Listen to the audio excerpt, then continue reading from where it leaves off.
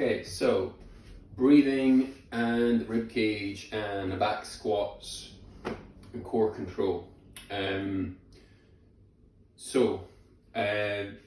lot of you might be back squatting today or might be coming up in the future. Next couple of months as you progress your squats from goblet squats to back squats. And you won't be able to feel your core, not just feel your core in squats, but also deadlifts and press ups. And it's just very useful. And this just will tie in to a lot of the stuff I talk about in the warm up and the breathing, the reaching, and the rib cage stuff. Okay, so imagine you have got two kind of oval balloons. You got your rib cage and you got your hips. That's like my two fists. We want those two fists to be in line. And that's how we get our abdominals to engage. Now, if they're not, see the rib cage is flared up. So that's like up like that, and the hips are pointing forward. Then this kind of area, if you kind of think of it as a tap, is turned on, but we want to turn it off, or kind of we want to turn on our core. So the tap is turned off, so we want to turn it on, turn the core engagement on. Now the way we do that is by bringing our ribs down, so now the ribs are in line with the hips, but we also got to get the hips into what we call neutral position. So we can go into the cat camel position and drop my chest down. That's my ribs flared up, and the hips are pointing forward. That's anterior pelvic tilt.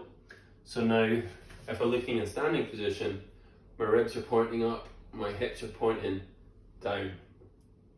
Now, we want them facing the same. So we want ribs down, we want hips kind of slightly neutral. Okay, so how are we going to get that?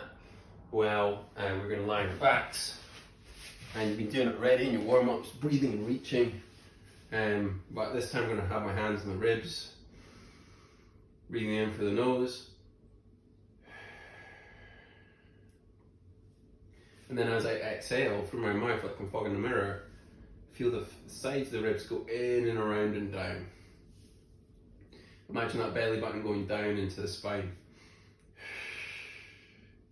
Also, you might find that your tailbone or your hips will slightly tuck under, so it's going to slightly come off the ground. That's going into slight posterior pelvic tilt, which is not a bad thing. Now, as we want to progress that, what we want to try and do is keep our ribs down, so we've locked everything down, and breathe into that engaged core.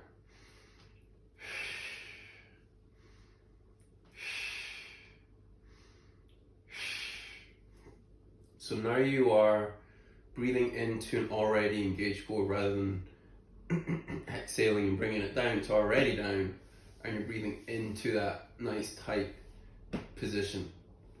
Hips and ribs are connected. There's another form that we can practice this, and it's a plank on the knees, the best kind of variation for really feeling this. Stick something in between the thighs if it's really struggling. And on the forearms, again, we're working on bringing the ribs down and around, pushing our forearms into the ground, spreading our shoulder blades apart. As we do that, we're tucking and squeezing the glutes to feel it just underneath, just below the belly button, the lower abdominals. Breathe in this position.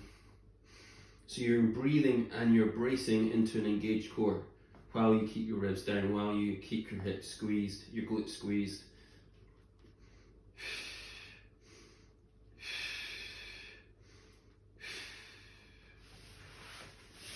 Doing those this one in particular, doing that plank on the knees exercise in between, as well as that one on the hands on the side of the ribs, while you're practicing and warming up for your back squat, will really give you a really good understanding, or just think about that in your warm-up while you're warming up to back squat, to feel your abdominals and have the ribs already locked down as you rack that bar, and then slowing the squat down as you descend, feeling the lats, sitting back into the hips, bending the knees, spreading the feet like you're trying to rip a towel, you're standing on a towel or tissue paper, and the knees going out over the toes, feeling the glutes and external rotators, feeling the abdominals, not feeling any pain or start strain in the lower back, feeling the hamstrings, feeling the hips, and just feeling good.